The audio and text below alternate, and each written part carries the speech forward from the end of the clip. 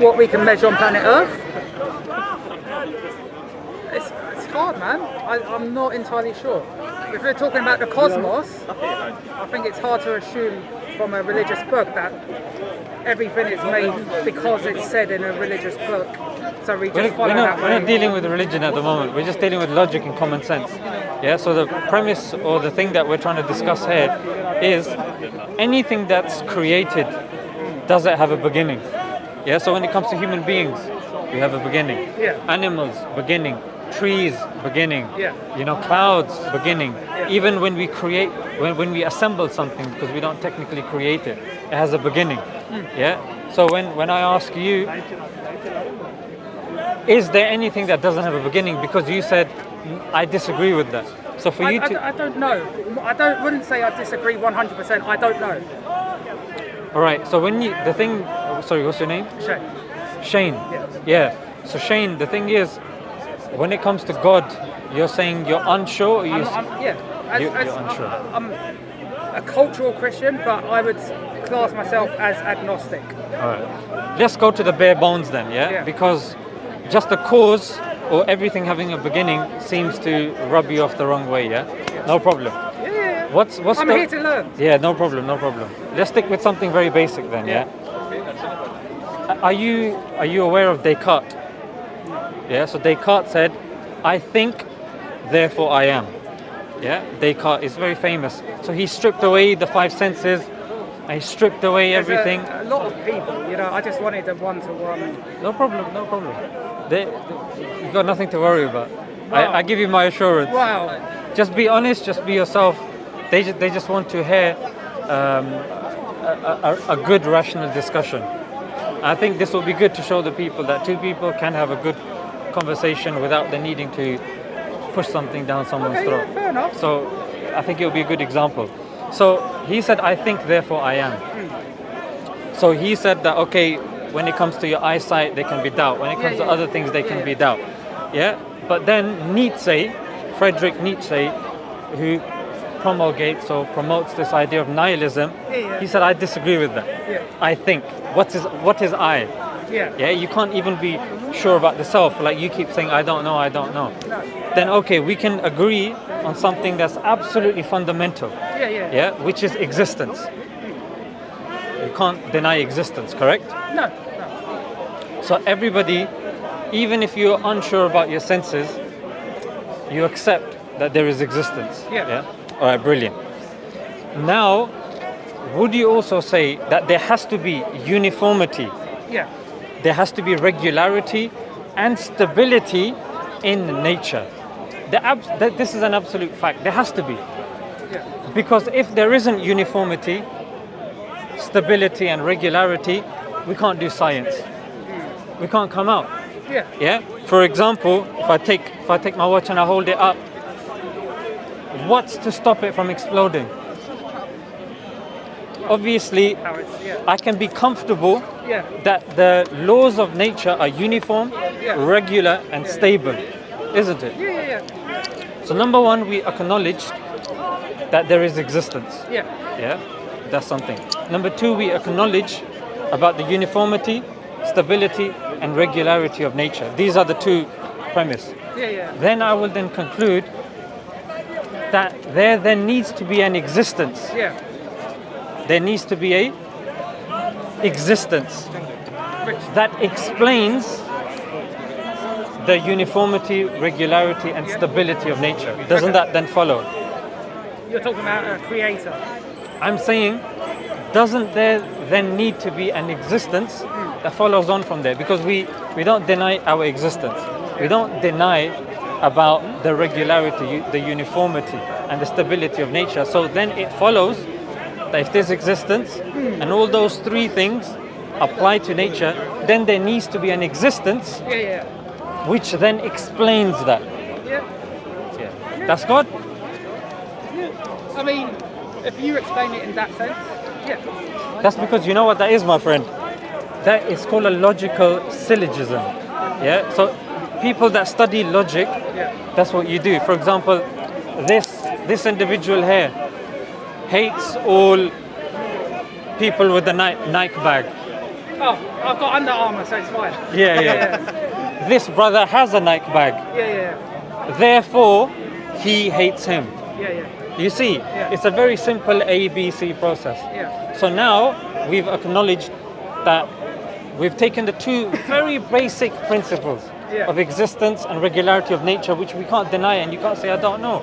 Because the fact that you're here proves that you're existing here and that nature is stable. So there has to be somebody, and intelligence. And that leads on to a whole different... But that's good, because now you are my friend, so Shane, isn't it? Yeah. Now you are what they call a deist, which you acknowledge that there is a creator, there is intelligence, but you just don't know what it is, which is a step up, because before you weren't sure. You said there could be, there couldn't be. Yeah, I mean, like I say, I still... It's hard to describe. But that's the thing, Shane. There's one thing that we need to rest on here, which, whether we accept, we can't really deny this point, that everybody has one type of knowledge. And that's logic, that's common sense, rationality. But that is subjective, because there would be an atheist that would then say to you, it's not to believe in a God is BS for whatever reason, and they would give you a list of reasons.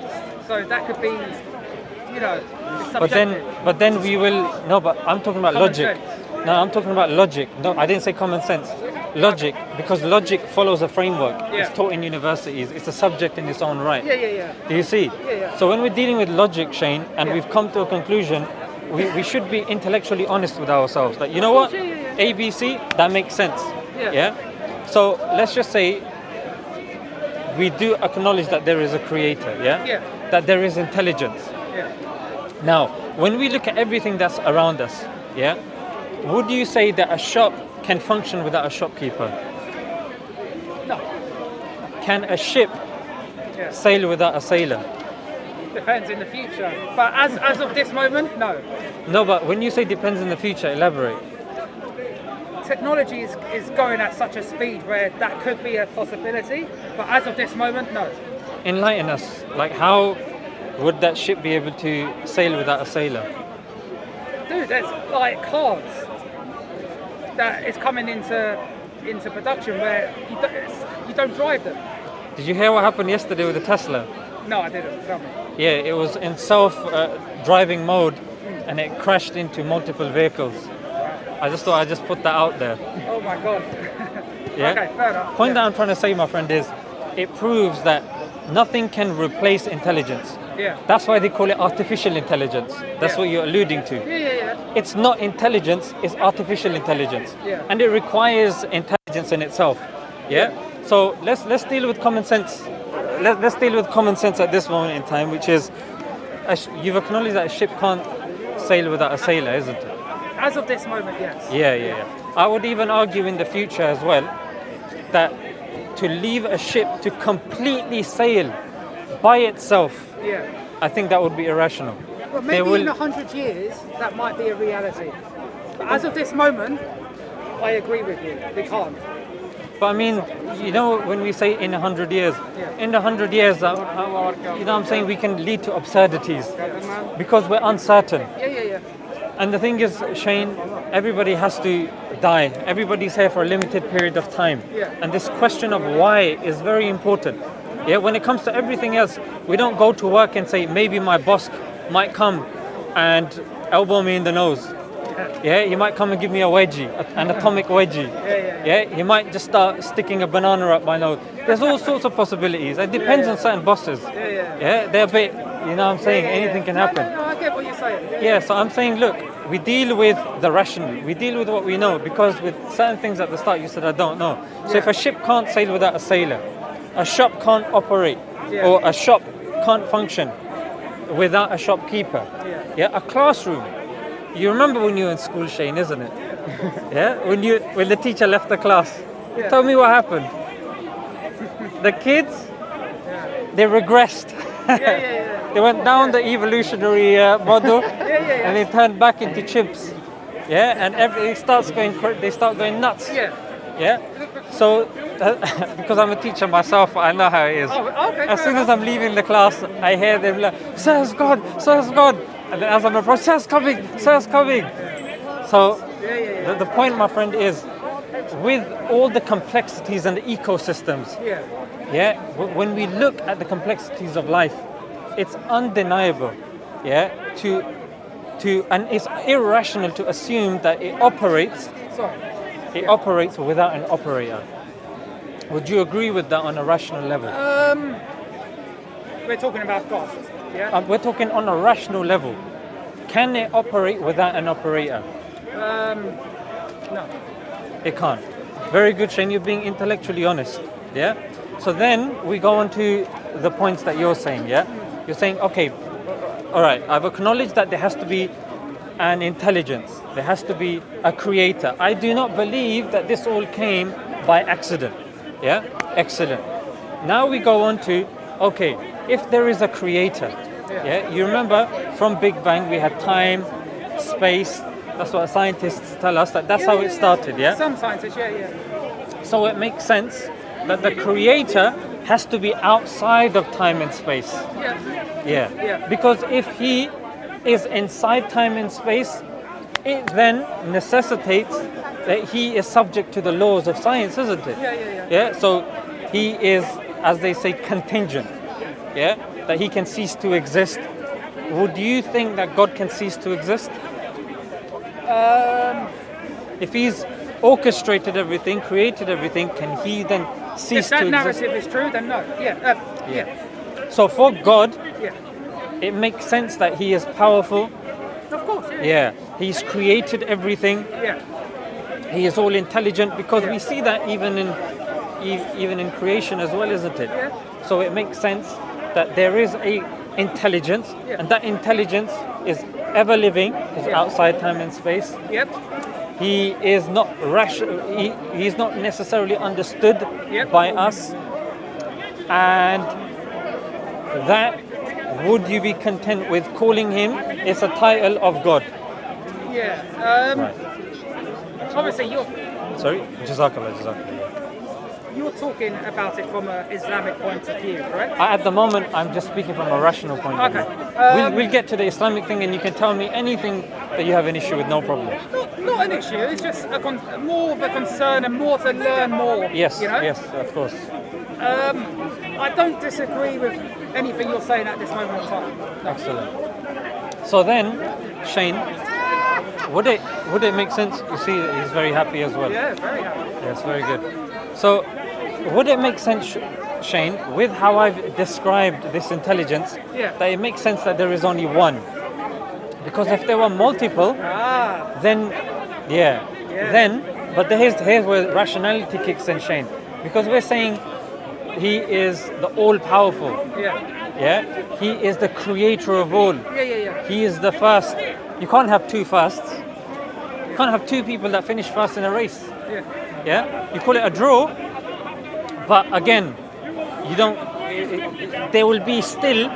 You check the camera and you're like, that person edged it by 1/10 of a second. That's what they do in Formula One, isn't it? I don't know it's Formula One anymore, but they say he's won a 1/10 of a second pole position. So it makes sense that God is one. Because you can't say, he is all powerful, but he's all powerful too. He is the first, but he's also the first. Basically, you're dismantling some religions. I think Hindus believe in multiple gods.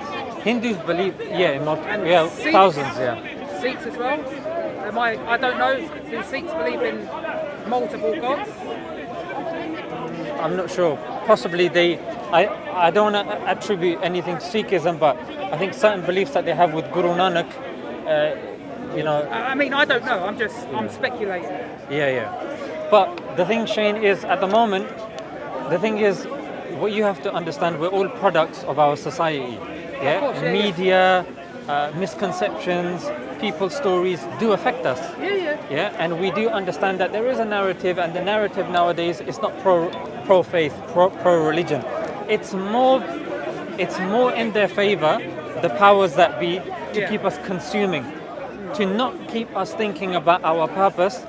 Because if we start thinking that we are not defined by what we are purchasing, then they don't make their money. So they have to make you think, Shane, that you're not good looking, you're not handsome, because you're then going to go and buy extra grooming product. They have to tell you that you don't have a six-pack, and these women, they like the six-pack. Yeah, so you're going there doing the stomach crunches, and as it's obvious, I've been slipping on the stomach crunches. Yeah. I've got the one pack. I just need to get 5 more. I'm getting there one by one. Yeah. So the thing, Shane, is that's why I'm not dealing with the religion at the moment. I'm just getting you to think rationally how we can arrive at the conclusion that there is a creator, and the creator has to be one. Yeah. Yeah. And then, Shane, it makes sense that creator, after he's created us, it makes sense that he then sends an instruction manual. For example, I don't know about you, but anytime I buy like a shelf from IKEA, I have to sit there and get my thinking cap on and start looking at the pictures. And now imagine if I didn't have that instruction manual. I'd have a shelf that normally should be here, but my shelf would probably be here. You got one compartment there, one compartment there, one compartment dangling over there. Yeah. Be all over the place. Yeah. Now, if I get an instruction manual, I appreciate it. Yeah. Now, if IKEA go, you know what? We've seen your videos. We appreciate you. Yeah. So we're going to send someone, Shane. We're going to send somebody that's going to help you understand that instruction manual. You'd appreciate it. So what the theistic religions believe, Shane, is God then sent instruction manuals and then sent prophets to explain those instruction manuals. Yeah. So prophets came after the books to explain the books. And that's rationally, Shane, how you can understand that there is a God. Number one, that there is one God. Number two. Number three, rationally makes sense that there is scripture that God sends for us to understand. Number four, it follows, therefore, that there are prophets that have been sent. And then I know you want to say something. Now, everything you're saying, I don't disagree with. Excellent, Shane. Okay? But really, the point of talking to you in particular is because I have a lot of questions and concerns, maybe. Let's go for it. About Islam. Okay? In a respectful way. Of I don't course. want to offend anyone. Shane, it's not about offense. I'm giving you full authority to ask whatever you want. Okay. Oh, the pressure's on, eh? I can assure that these people, they're a very friendly bunch here. You can see this one's a bit dodgy though. No. Trust me, people that have been following my content know. A couple of weeks ago, one guy was standing where you're standing. He said, Allah is fail. Allah is fail. And last week, the same guy was saying, your God is small, this small. A few weeks before, somebody said, I think Prophet Muhammad had mental tendencies. So I've had it all, Shane. Don't have to worry about it. And I don't want to offend anyone. I don't think these people are going to get offended. But, they're just enjoying this conversation. Let's get to the meat and bones. Let's go for it. I like meat. So do I. And as you can see, I have bones as well. Sharia law. Okay? I love how you said it. And then you paused and said, okay. To see if it's landed. No problem. Sharia law. No. And I know Sharia law is prayer, it's given to charity. There's a lot of good stuff that I respect. What I don't respect is the apostasy law. Now, if Islam was true, you would not need to have that. You would not have to kill someone for leaving Islam. If it's true. I don't know if you agree or disagree with that, but... That's fine. From your knowledge, is there any other religion that has the apostasy law? I think or that discuss it? Judaism does.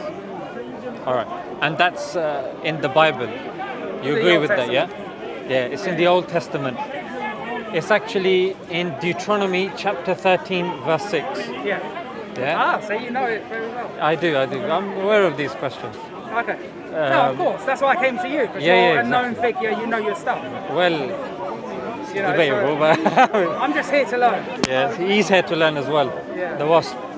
So I just wanted to see, and are you aware that the society that we live in, It's a liberal society. Would you agree with that? It's based upon neoliberalism. Neoliberalism, secular values, it's And not based upon, it's lost its, I mean, obviously the Christian history of this country will always be there, but it's lost some of that. Yeah, I agree would with agree. you. I agree with you. Are you aware that it's even within the liberal framework, Yeah. the apostasy law is within the liberal framework as well? Are you aware of this? Are you talking about, I'm talking about the founders like John Stuart Mill, like John Locke, John Rousseau. All of these individuals, if you study their writings, you will see that the apostasy law is compatible even within the liberal framework system. Are you aware of this? yeah, but then I would then say that's not the perfect interpretation. Like the British law system is not perfect. Yeah. Whereas Islamic Sharia law should be perfect, right? If it's been revealed to Muhammad, to the Prophet Muhammad. No. I see your point, but Yeah. at the moment, what I first need to establish, Shane, is many people come to Islam. Obviously, not like yourself. You seem like an educated individual. People come and they claim that it's just Islam. Apostasy law is just in Islam. No.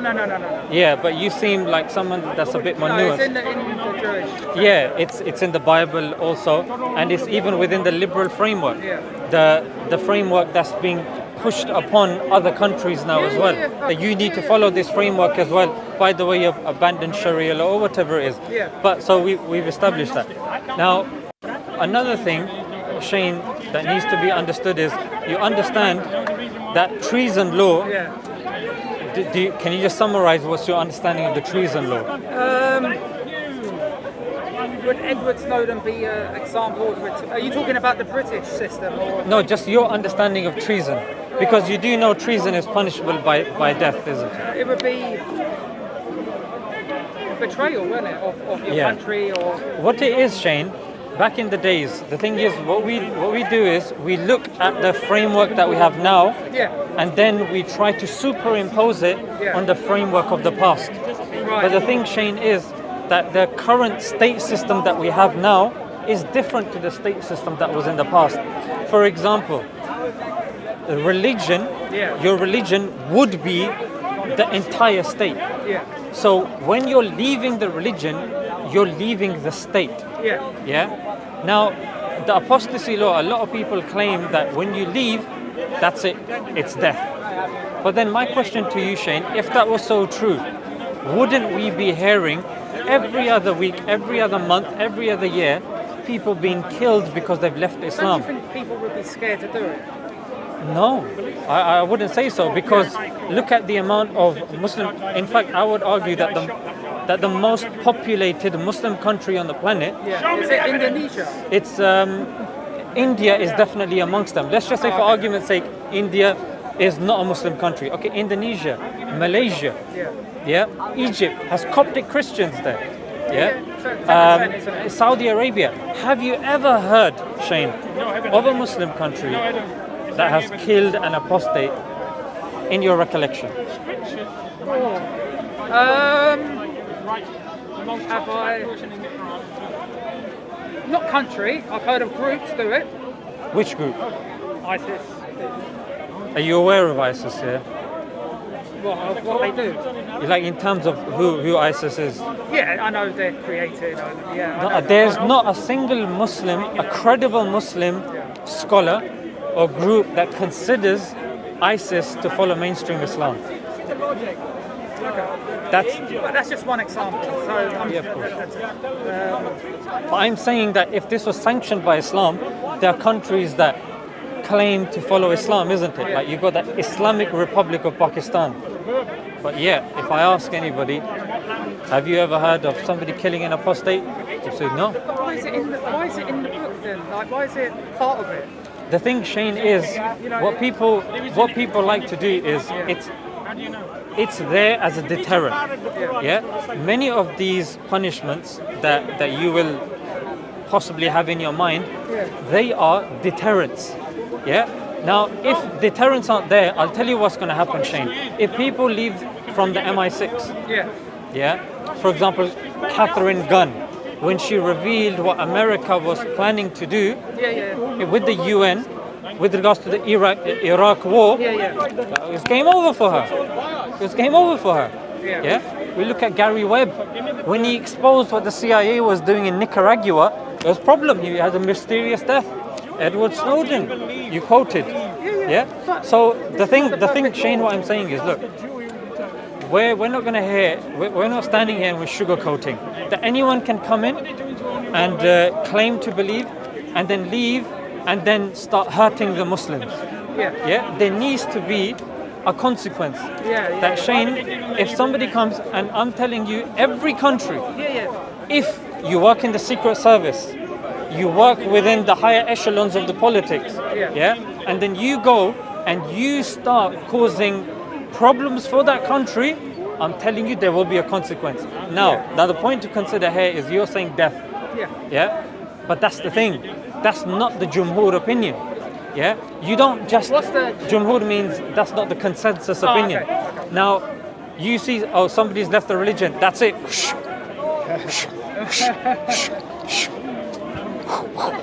It doesn't work like that.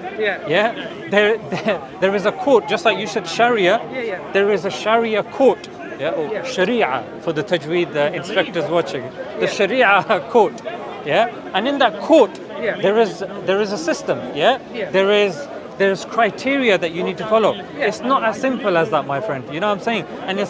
And in most cases, they will not get death. But the thing is, this is called selective outrage, where a person takes one thing and then they make it seem like that is representative of the faith. Fair enough. Do you see, Shane? Because otherwise, I'm going to be honest, you're going to get loads of people, that are coming in, wreaking havoc, then leaving, and then just doing mad stuff and causing pain. And the Islamic State, not the Islamic State group. But back in the days, the Islamic State, it composed of Muslims, Christians, Jews, and people of other faiths. So if you then leave and you cause even issues for Christians and Jews, no.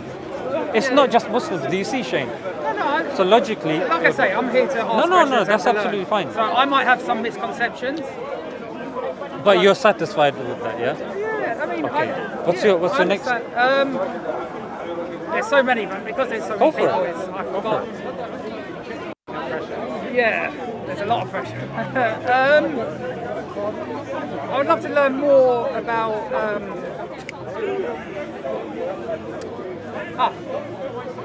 why is there so many ex-Muslims that hate Islam? And literally their whole mission is to convey people to stay away from Islam. Very good. Okay. For that, you need to understand somewhat the geopolitics, And if you look at the geopolitics, Shane, you will realize in every society there has been a scapegoat. Now, there's a really good book. I know the color is a black and red book. It's called The Islamophobia Industry, by Nathan something. So what he says is, previously, in fact, there's a book called Killing Hope by William Bloom. And in this book, he compiles 50 countries that since World War II, the United States has interfered in. 50 countries, and it's a catalogue. And most of them, the premise for that issue, to make the masses accept that, is communism. So the point that I'm trying to say, Shane, is previously it was communism. Before that, it was the blacks. Before that, it was the Jews. Before that, it was the Bavarian Illuminati, not the Illuminati that people are going to say, brother believes in the Illuminati. Not that Illuminati. This was an actual group called the Bavarian Illuminati. So there's always been scapegoats. Now, it makes sense for people to exploit the current scapegoat. For example, do you know that since 9/11, 75% of the extremist attacks have been done by far-right extremists? Did you know this? Search it up. His name is Chris Hunter. Chris Hunter used to work in the government. He doesn't anymore. Now he's a terrorism an analyst. Yeah. He's a terrorism analyst. So 75%. Now I ask you, Shane, the news coverage doesn't reflect the amount of extremists. I mean, I would have to verify what you just said, but if that is true, then I don't know. There's obviously a narrative. Yeah. There you go. Yeah, that's a good rational answer. There is a narrative. Yeah. In fact, there's an article you can find on RT where even the Russians, they are using Islamophobia to create destabilization here in the West as well. In the West, okay. Yeah, in the West, because there's that whole Russia versus the West. Yeah. And the thing is, even if we look at the way Islam is portrayed in the media, we know there is some sort of narrative. Yeah, it's very negative. Yeah. Now, would you say, because even in the park, there's been many people that have accepted Islam. Yeah, some people from Christian backgrounds. What happens, Shane, is I hear very little people that go around proclaiming, I'm an ex-Christian, I'm an ex-Christian, or I'm an ex-Jew, I'm an ex-Jew. But naturally, they are uncomfortable with their faith. They have certain emotional problems with their faith. But when they leave, I'm sure if I was to ask a lot of them, just my opinion, I'm sure they would still say, I don't hate Christianity, I don't hate the Jewish faith, I don't hate the Hindu faith. Whereas I've seen a lot of ex-Muslims. I would disagree with that, Shane. Okay. Because I've come across people because I hate it. Yeah, they hate it. Yeah, because think about it, Shane. If you're like a lot of people that leave Christianity that I've come across, they say, the concept of God didn't give me this. He took my wife away from me. He took this away. I hate God. I hate God. Yeah. But the thing is, there's no profit to be made from ex-Christians. Yeah. There's more profit to be made from ex-Muslims. If you actually look at where they're getting their funding from, the ex-Muslims of Canada, the ex-Muslims of so-and-so, they're forming even the Quillian Foundation. Yeah, the Quillian Foundation that was receiving heavy funds. The Quillian Foundation, aren't they? They still classify themselves as Muslim, don't they? No, because no. Reason being, because especially Majid Nawaz, who's like the main figurehead. But he claims to be a Muslim. He claims to be. Like, for example, Shane, if I claim to be a vegan, and I'm here and I'm like, you're Shane, I got beef burger, man, look, wait. Veganism, it's well important. And then every 2 minutes I'm sliding the meat back into the burger because it's just leaking out. You're gonna think, what sort of vegan is this guy? Yeah, are you a vegan? No, Shane, you gotta trust me, mate. I'm a vegan, mate. You gotta try this, really good, mate. You're gonna think this guy's a nutcase. Yeah. So when you look at the fundamentals of Islam, there's certain things that are absolute fundamentals. And a person is willy-nilly denying the fundamentals of the faith and then claims, I'm a Muslim. No one in their right mind is going to take them seriously. Okay. You know what I'm saying? So if you look on the grassroots level, you don't get grassroots organizations even accepting Quillian. No mosque even invites them. There must be something wrong then. Okay. Because they're denying fundamental verses of the Quran. Do you see? Yeah. So the point that I'm trying to say is, these ex-Muslims, like I've spoken to some ex-Muslims. They're like, they would be as forthcoming as yourself. They say, look, we don't agree, blah, blah, blah, we're just getting on with our life. Yeah. However, people that are ex-Muslims, they don't work.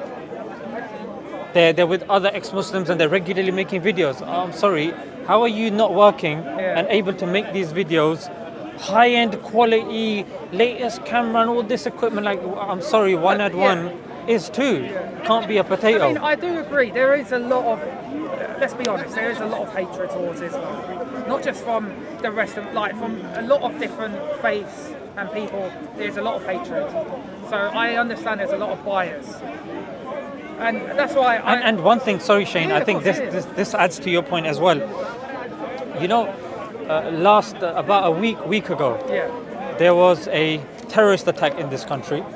You probably didn't hear of it. No, I didn't. Because it was a white man, and this white man he went on a rampage. Yeah, there was a mass shooting. Sorry, you're talking about Plymouth. Yeah, Plymouth. Yeah. Plymouth. Sorry. It's yeah, because I said terrorist, and that's why you were like, it can't be that. I won't lie. Yeah. Yeah. Because that's how it is, and this actually proves my point. Yeah. That when these things happen, labeling is very important. The Plymouth shooter. He was a terrorist. Yeah. Yeah, exactly. he was, But they didn't call him that. Well, and it's the biggest mass shooting that's taken place in this country. None of the mainstream media actually use the word terrorist. Yeah. They should have. In the last 15 years, Yeah. it's the first mass shooting that's taken place in this country. Yeah. Dylan Roof, he went into a church And killed a lot of, no, it was in a black Christians, church. He killed black Christians, and you know what To happened? start a race war, No, but yeah. do you know what happened when he was on his way to the police station? They said that he had mental health and stuff like that, right? No. Burger, innit? Yeah. Burger, cheeseburger. He said, you know, if I go to a policeman, I wouldn't. You know, the plot's there. You know, I'm a law-abiding citizen. That's a good movie, that. You know what I'm saying? I'm unarmed. Yeah, I'm unarmed. So me, if something happens Yeah. and I go with them, Yeah. they take me for questioning. Yeah. Yeah, and then I'll say, you know what, Plod? Yeah, I'm quite hungry. Yeah.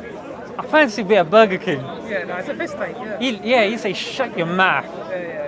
Yeah, and some police officers, they're a bit potty mouthed as well. Shut the F up. Yeah. I agree. But Dylan Roof got Burger King. He's just done a mass shooting. I didn't know that. I didn't actually know that. Yeah. he got With the police station. Yeah, on the way. Oh, really? He stops for a burger. And you know the New Zealand killed terrorist who the killed Muslims, who killed the Muslims. Front page of the Daily Mirror or one of these tabloids. There was a word that is etched into my psyche. Yeah. Don't really likes me. Yeah, I know. It's etched. They call him angelic. This was on the front cover. Angelic? Angelic. The That's word. a term of endearment, isn't it? It's a term of endearment. And in the metro, this was about a year ago. I remember because I screenshotted this. Would you say any baby is capable of extremism? Any what? sorry? Any baby? No. But front page of the metro, jihadi baby. No, it's wrong. It's wrong. I You know what I'm saying? disagree with that, yeah. But point that I'm trying to say is, when it comes to terrorism, it's selectively used. Yeah. No, I agree. Like yeah. with the Plymouth shooter, it wasn't mentioned. Last year, there were 4 terrorist attacks in the United States in one day. 4. Wasn't reported. I told you since 9/11, 75% of the attacks have been far right. Donald Trump didn't even acknowledge that there's such thing as far right extremism. He didn't even because he was acknowledge. talking about the group that was what are they called? That group that follows him, the bully. No, okay, no. Sorry, what was this thing? Yeah. So. But anyway, yeah. Yeah, he has a very strong Christian whole base that he goes to evangelicals. Yeah. Evangelicals. But what I'm trying to say, my friend, is terrorism, like many things have happened because I cover these stories. Yeah. Whenever it's done by a person not of color, Yeah. the word terrorism is missing. This is stabbing. I would never equate Islam with terrorism. That's But very like good I- and no, very of honest course, of you. I would never, because it's wrong to do that. But there's, like I say, there's still things that I need to get a better understanding Of course, that's what we're discussing. Yeah. because there's still things that,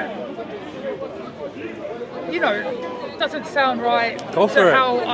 how I see morality. Go for it. Okay, so you've explained things very well. Thank you.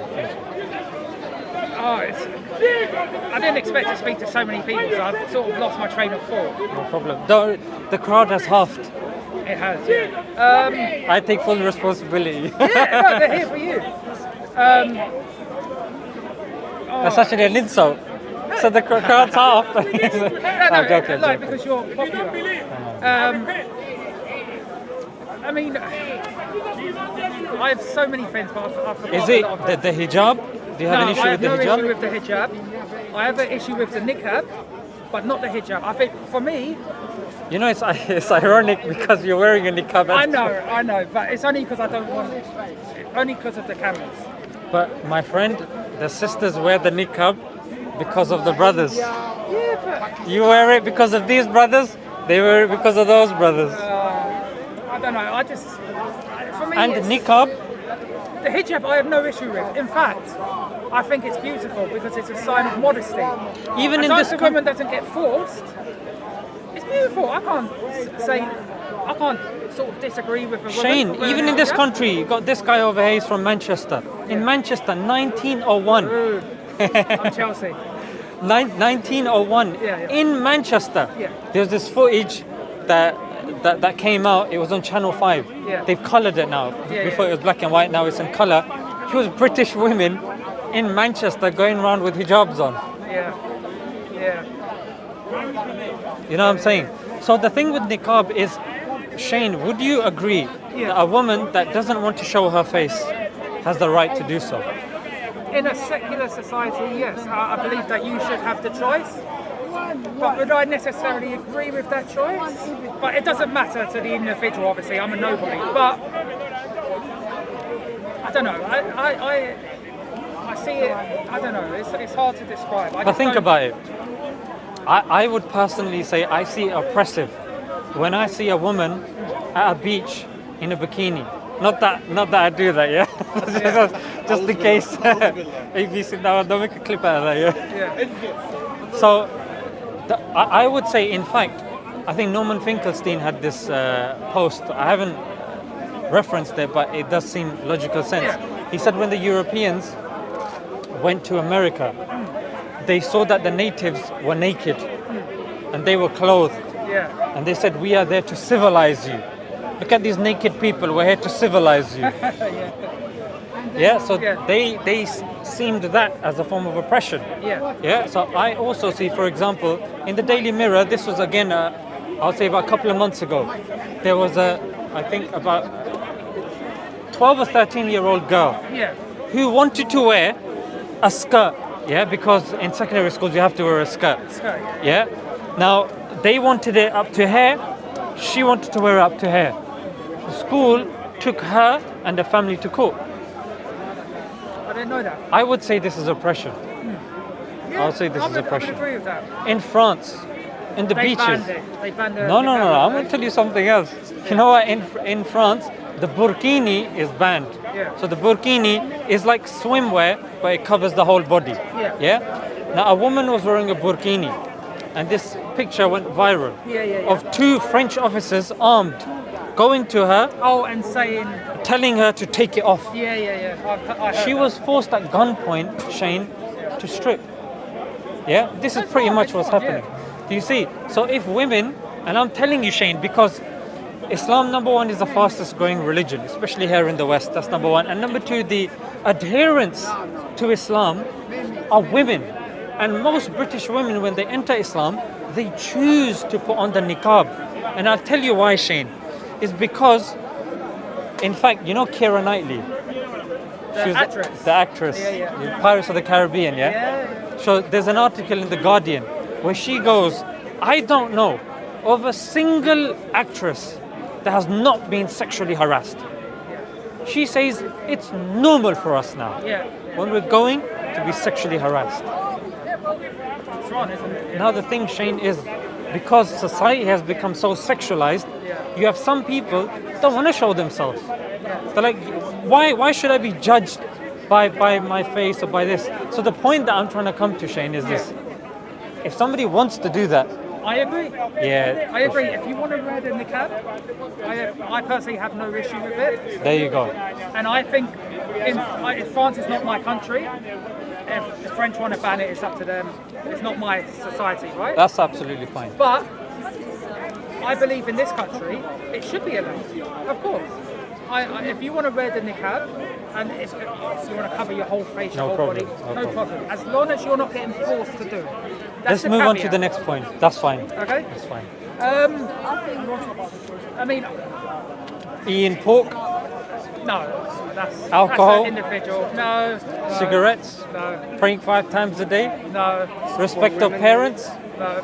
respect of elders, looking after society. Like I say, I don't want to ask these questions in a negative way. No, look, Shane, I'm going to be honest with you. I'm a YouTuber. Yeah? That's why I came to you, because you're popular. There's not a single day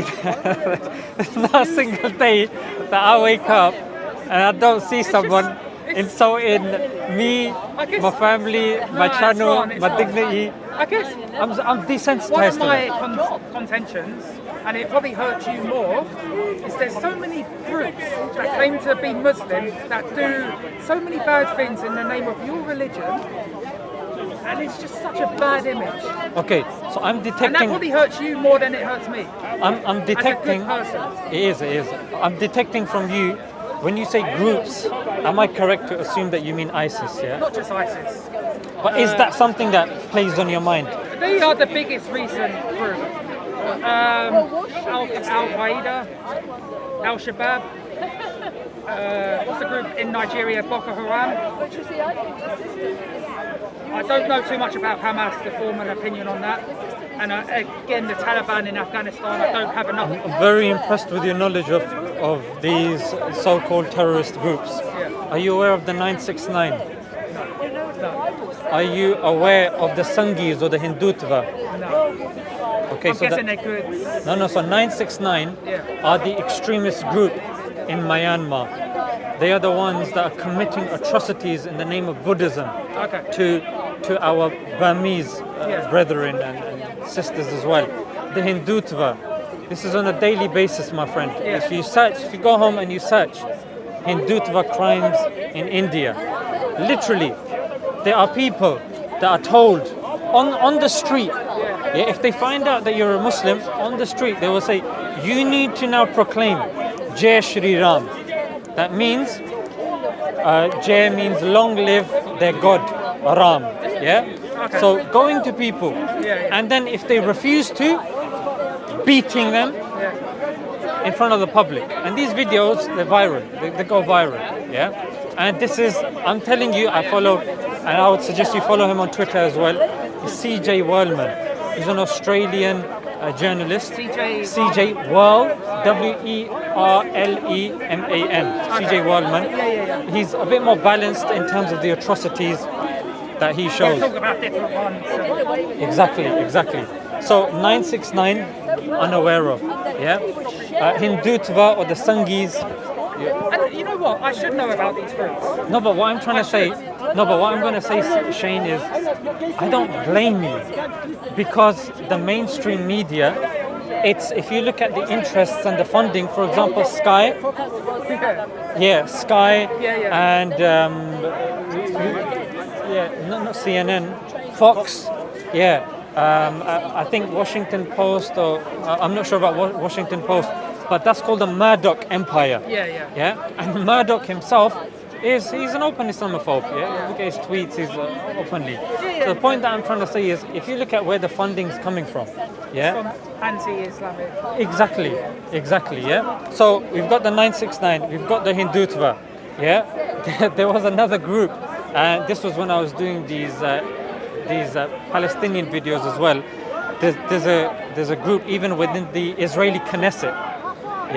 And it's a very hardline Zionist group, which has now got mainstream acceptance in So loud. mainstream acceptance, even within Israel.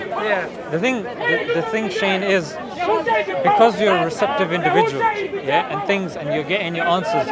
Sometimes that's the only way for these people to distract. I honestly believe this is what some people have to come and just troll.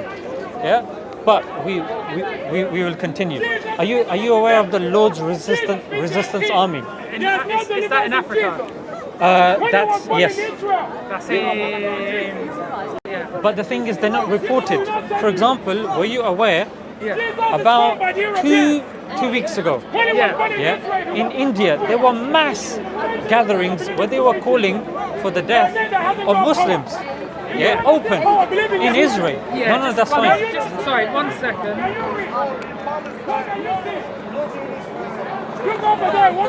Sorry, I had an important message. No problem. So, point that I'm trying to say, Shane, is there's many of these groups that don't get media coverage. Why? Because it doesn't meet the interests of the media. For example, you know this whole Israel-Palestine issue that was going on. when it came to Palestinians, when it came to Israelis, Yeah. they say they have been killed. Yeah. But when it came to Palestinians, it's, oh, they've died. Yeah. It's Now, if you look, somebody who's died, Yeah. it's like in a passive way. Oh yeah, he's just died. Oh no. Yeah. Killed is more aggressive. yeah. Yeah. So language is very. I think I saw your video. Oh, you did. Where you and Ali had a fan, and We did. you we were. did, yes. Yeah.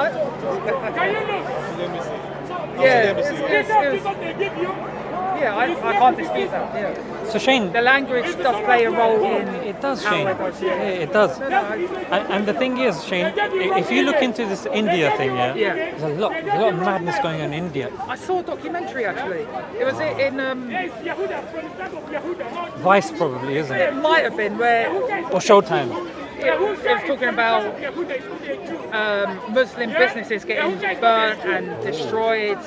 I forgot the reason why, Yeah. but I saw a documentary on that. Is that what you're talking about? 'Cause they That's were also getting- happening. Yeah.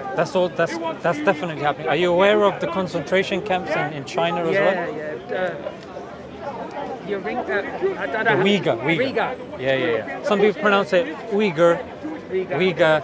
I just go with the Uyghur. Because So that's basically, what people are there's familiar Muslims, with. and not just Muslims. There are some Christians that are being course. put in these camps as well. Of course. Yeah, I mean, there's a lot of injustices. What I'm trying to highlight, Shane, is when you look at news, you have to be, and it's very difficult for you to be balanced because BBC, they're unbalanced. Like the way they claim to be very nuanced, Yeah. but the media war, I would say, on Is- Jeremy Corbyn was Yeah. absolutely preposterous. Yeah, even if a person doesn't agree with Jeremy Corbyn, yeah, at least give the guy, proper coverage. Yeah, I mean, in terms of Jeremy Corbyn,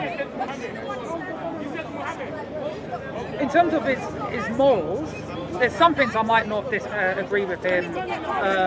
I'm not a political person, but I could understand that he's a good person at his core. And he wants the best for everyone. So in terms of that, there's a lot of media interpretation of him being a supporter of terrorism and this and that. So I get your point. I do get your point. And just a correction, it's just entered my mind. The 75% that I said, Yeah.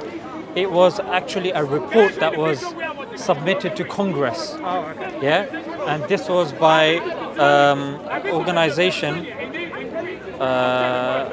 Forgotten the organization, but you can search it up. Yeah. Yeah, the 75% stat is pretty standard. Yeah. But the other one that I was referring to, the British guy, who's a terrorism analyst, his stat was that you are more likely, in fact, the chance of you dying in a terrorist attack is 1 in 16,000. You're more likely to die. You're 100,000 times more likely to die in a car accident than you are in a terrorist attack. Yeah. But the way the media Portrays makes it makes it seem worse. Yeah. No, I get you. I mean, I suppose You've pretty much covered like the main kind of I mean, contention. my last, because I have to head off. No, that's fine. My last question. Is Jabi, have you got Quran? Have you got Quran? Alright, no. Does anyone have a spare Quran or something? Yeah.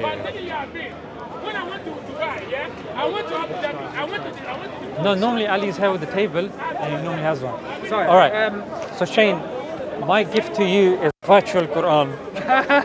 So this virtual Quran... I have actually got a Quran, but I mean,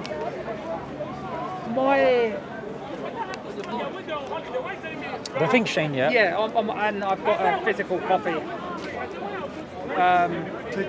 Here's one thing that I really want you to kind of do tadabbur on, yeah? Just to focus on. Islam is the only religion that's constantly in the eyes and on the tongues of people. There must be a reason. Yeah? There must be a reason why Islam is relevant. There must be a reason why people keep looking to Islam, questioning about Islam, why Islam is relevant. Yeah? When it comes to other faiths like Christians, when it comes to the Council of Nicaea, when it comes to different versions of the Bible, when it comes to the Quran, you look at any manuscript, from Sana'a, the one in the British Library, the one in your homes now. You go to Somalia, you go to Japan, you pick up any copy of the Quran, it will be identical. However, you go to Japan, you look at one copy of the Bible, King James Version, you come here, it's going to be different. The Quran, my friend, is one. When you look at the Prophet, peace be upon him, why is that Muslim when he gets up at the start of the day? Islam teaches us how to clean ourselves in the toilet. It teaches us the ritual ablution, to cut our nails, to wash our hands, how to breathe. To not to say oof, not to even say, even a sigh of frustration to our parent. Think about it, Shane. Even when it comes to small things like this, why would Islam need to tell us to clean yourself using tissue and water in the toilet? Respect your parents. Keep your mother. There's a lot of good moral things. I totally agree with that. My last sort of question I have for you is, why do no Muslim countries as of today, and maybe you can correct me if I'm wrong, but why do no Muslim countries implement the Sharia as of today? Very good. Okay, so the last empire, Islamic empire that was known, was the Ottoman Empire. Are you aware of the Ottoman Empire? They ruled for a long time. They did. And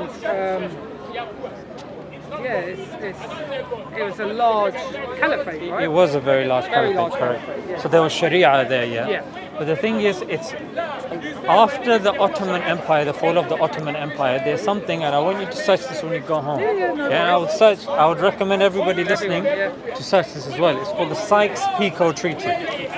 Sykes-Picot. Sykes, and Picot, Pikot. Sykes-Picot. What they did to the Ottoman Empire was literally they divided it up.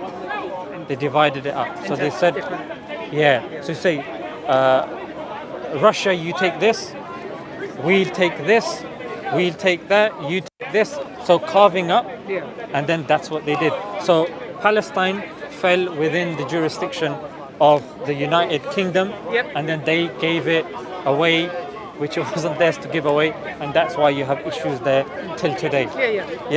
So after Sykes-Picot, what's happened is, and again I'm referencing that book called Killing Hope by William Bloom, B-L-U-M. I'll have to search that, because that would be quite interesting to read. This after, just search up when you go home, Smile to Jannah and in Speaker's Corner, and this video should be up, our discussion. So search it, and these names that I'm saying, you can just go back and just check them again. Because everything that I've said, mate, I'm not just saying it to play to the crowd. There's only like 7 people here now. I came to you because you're genuine, and I like your content on YouTube. And I have maybe some misconceptions that I want to learn more about, just to understand, because I might have some bias from media. Like you said, there's a lot of words and a lot of things that the media does. But just to do this point, before it slips my mind. So William Bloom, in his book, like I said, since World War II, he's compiled 50 nations. 50 countries that the United States has endeavored to interfere with. But of those 50, 30 are democratic countries that America has interfered in. And one that we know of today is Iran. In around 1951, it was ruled by somebody called Mohammad Mossadegh, and it was a democratic country. But because he wanted to nationalize oil, that then was an issue for the British and the Americans. That's why they overthrew him and then installed him with the Shah, and then afterwards the Ayatollahs came in. Ever since then it's been destabilized. But the point that I'm trying to say is this: it's Sharia is not within the interests of the West. Because if Sharia is implemented, then it's going to cause issues. So what they do is they do. I'll tell you why. And I want you to bear this in mind. What happened, Shane, was the main kind of oil dealer back in the days was Saudi. And back in the days when the dollar wasn't that strong, what they did was when Saudi had an issue with what's going on with Israel Palestine, they started fiddling with the dollar rate of petrol. Okay. Now, when they fiddled with that, the whole of America came to a standstill. Oil is what's powering our planet. America came to a standstill. And then you need to read a very good book. It's called Secret Affairs by Mark Curtis. Got a lot of books to read, eh? and in there, he goes, after that, the Brits and the West goes, you know what? We need to make sure this never happens again. Yeah. And that's when they had a very strong bond with the Saudis, and that's where Saudis backed the oil with the dollar, and that's how we had the petrodollar. And even in Afghanistan, it's a very significant place there. Iraq, as I would say, Venezuela, Iraq, Saudi, these are on the top 5 of the largest oil And reserves what's on the happened planet. to these countries today? So it's look, even within India as well. India was ruled for 200 years. And if you recommend another book called Inglorious Empire by Shashi Tharoor, and Very well first, aren't you? so I have to be, because if I'm here telling you that, look, Islam is the way. I have to, you know what I'm saying? Like, I'm not here gassing, like, I'm telling you. Like, And there are a lot of people that do in this part. But I agree with you. So Shashi Tharoor will tell you some of the vile acts that the British did in India. Like, even with the people that were very good at textile. And to stop them from, sewing and creating the stuff needed, they would cut off their thumbs. The Kikuyu tribe of Kenya, they would put their scrotum in a vice and squish it. They took the empire to court. This was, again, you can search this up as a Telegraph. They took them to court. These things have happened. And when the British, they left India after 200 years. As the people were celebrating, you could see a column of smoke. And that column of smoke was them burning the colonialization documents. And even now, we have 9 million documents, and they're stored in a shared facility with MI6 or MI5 up north near Derbyshire. So you can search stuff. It's in the Guardian as well. It's written by, I think, Ian Cobain. He's very good when it comes to this. So the point. So did that answer your? I mean. And you know what? It makes sense. Like what you're saying, I can agree with, but it just why. I'll tell you why. And I'll summarize it with this: history is written by the victors. History is written by the victors. And Winston Churchill said, "I don't care what they say about me, because we're going to be writing the history books." And I saw that article. It's an opinion piece, again by Shashi Tharoor. It's in the Guardian. You can search this up. In that same article, he was saying, about the Afghans, the very Afghans now. You know what's going on in Afghanistan, So with the Afghans, he said, and this again is in the same article, he said these Afghans, they need to know about they need to respect the white man. They need to know and respect the white man. But you're not going to hear that in the narrative that CNN is saying. The point that I'm trying to say, look, Shane, is you're not living in the Ottoman Empire. You're living in a Western neo-liberalized, post-industrial revolutionized empire, and it's this empire that is writing the history books. They're the ones that are controlling the narrative. I agree. Before I go, can I just ask you? And Shane, if you want to ask me any stuff, even on camera, you're more than welcome to do so. You can take my details as well. Sorry, I just. What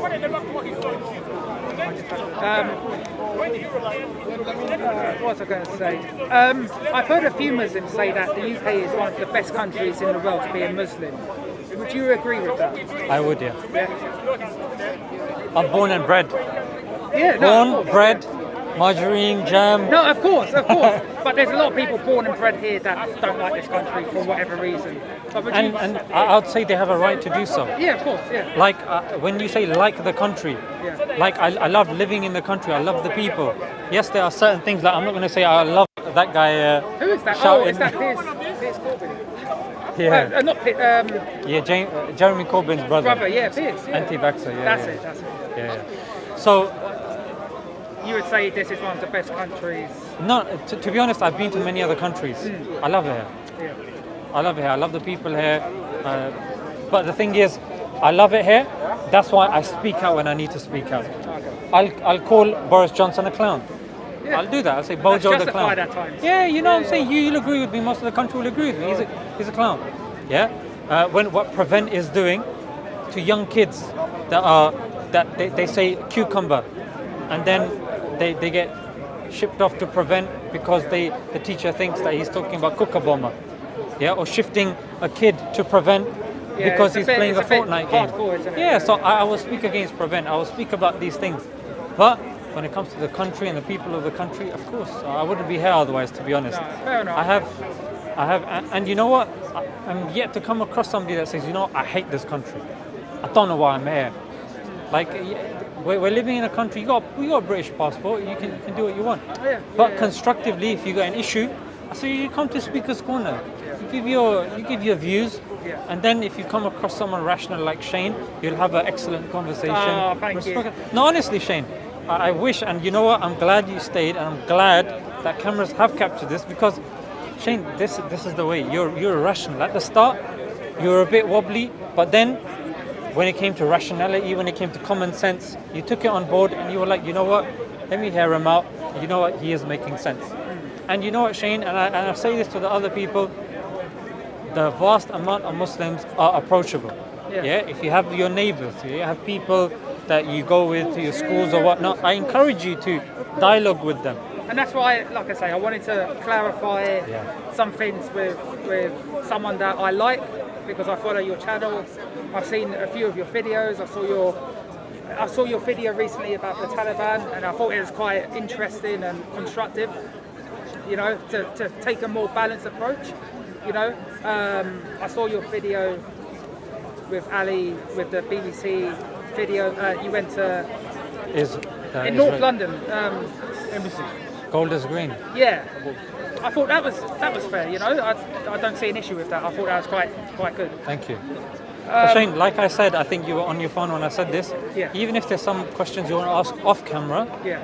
you can take my details, and then we can speak off camera Yeah, as well. no, I appreciate that. Yeah. Thank you so Shane, much. look after yourself. Thank you. How do you prefer? Oh, anyway, Yeah. Yeah. Do you use email I do. or Turn the mics Insta? off. Huh? If you're gonna give me your number, turn the mics off. Yeah. I appreciate it. Yeah, anyway, WhatsApp, Skype, All right. or email. It's What- up to you. Whatever's. In Instagram, DM would be better. Do you have Instagram? I do. Okay. So you have Instagram? just DM me on Instagram. Just say You're not blob. gonna see the Huh? You're not gonna see it. There's so much. I'm gonna do it now. I'm gonna do it now. Because you know what? I think yeah, smile. Okay. Smile. Oh, is it just your YouTube channel? Yeah. Oh, fair enough. Why didn't it come up? I guess you have a blue tick, right? I don't know. Oh, what? Not on Instagram. On YouTube I do. So What's the right blog? you can write whatever you want. Oh, okay. That was just me. Just Oh, okay. hello, darkness, my old friend. You can say that. Yeah. All right. Nice. Thank you for the conversation. I appreciate No, my that. pleasure. All right. So that's you here. Yeah. Put you in general, and I say hello. Yeah. No, I appreciate And then any that. questions, mate? Because I know even on camera sometimes you're Yeah, I mean, watching your words. But Yeah, because I was planning one-to-one, so I've never been filmed, so it's hard for me to get everything that I want to say across because obviously it's a bit nerve-wracking to have so many people on me. That's why I wanted to wear the mask. especially these brownies. No. No. I get it. But yeah, no, I really enjoyed it, so thank you. I appreciate Thank you that, for the Shane. conversation. And like I said, my friend, I will also pray for you. But I say this to anyone that's sincere. Yeah, there's a